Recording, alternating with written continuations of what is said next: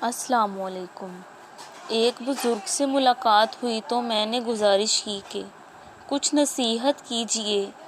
انہوں نے جواب سوال کیا کہ کبھی برتن دھوئے ہیں؟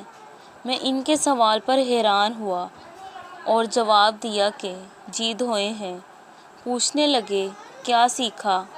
میں نے کہا اس میں سیکھنے والی کیا بات ہے؟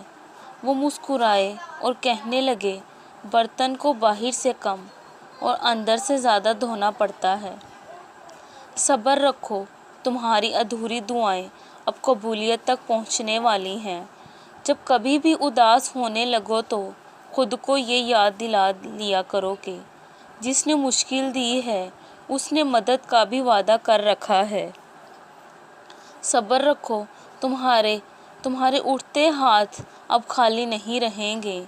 اگر آپ کا منصوبہ 1 سال کا ہے تو چاول اگاؤ، اگر 10 سال کا ہے تو درخت لگاؤ اور اگر آپ کا منصوبہ 100 سال کے لیے ہے تو اپنے بچوں کو تعلیم دو۔